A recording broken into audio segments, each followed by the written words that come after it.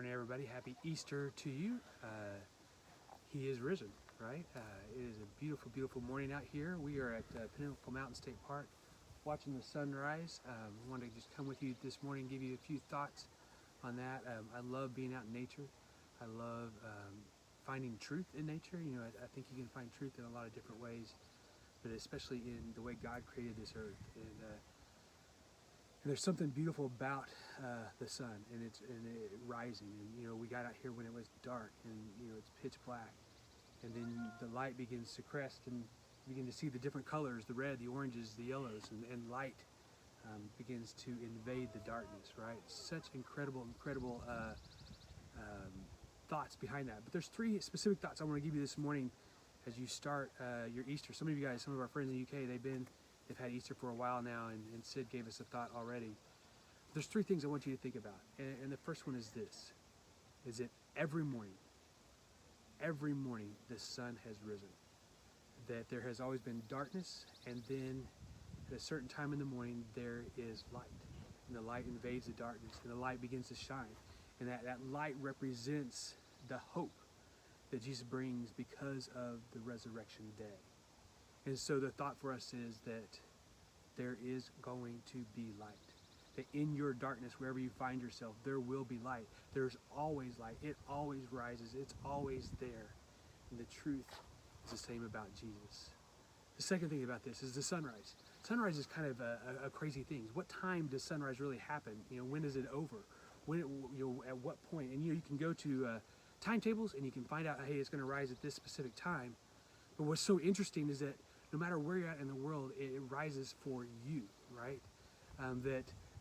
We have the sunrise here now, and there's people over just on the other side of the mountain that haven't even seen it yet, or there's people who've already had the sunrise on this earth, but the sun rises for you. And the thought behind that is this, is that sometimes we see people around us and it looks like they're standing in the light, right? It seems like everything is going well for them and we're still in the darkness. And the challenge there is to accept that the sun is going to rise, but it will rise for you at the right time. And so that is something to think about as well. And the last thing is this, is that there are times when the sun rises and you can't see it, right? There are times where it's so cloudy, so dark still, that there's things blocking the sun. But it's still there. It's still there.